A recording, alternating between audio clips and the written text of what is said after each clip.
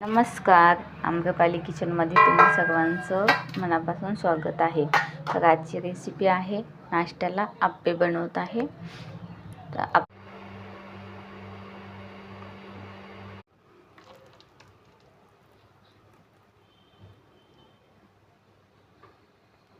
तर मग पटकन व्हिडिओला सुरुवात करते।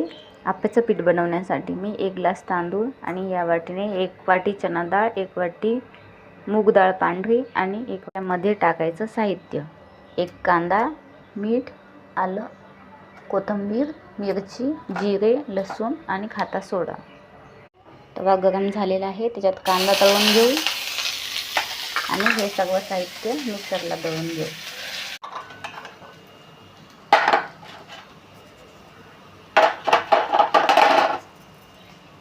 सर्व दळून घ्यायचं बारीक। सर्व छान तळलं आहे, पिठात टाकून घेऊ आणि खाता सोडा टाकू थोडासा।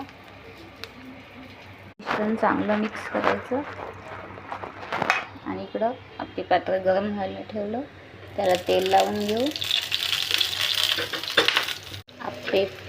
आप्पे पलटून घेऊ।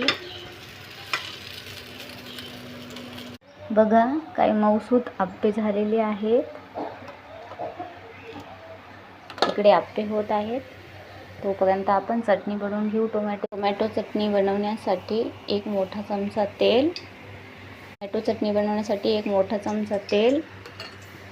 त्याच्यामध्ये हळद, मीठ, मिरची जाईल आणि कापले 10 मिनिटातच चटणी होईल।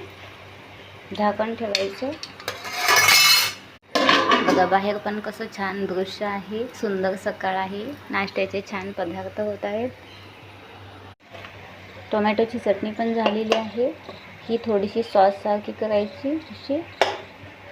इथे टोमॅटो चटणी पण झालेली आहे, सॉस सारखी कन्सिस्टन्सी ठेवायची हिची थोडीशी।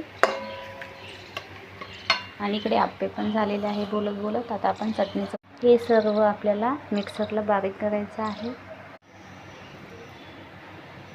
सगळं वाटून घेतलं। आता कढई गरम झाली, ह्याच्यामध्ये जाणार तेल, मोहरी। शिजवत नाही बसायचं, याला थोडंसं फ्राय करायचं आणि लिंबाचा रस।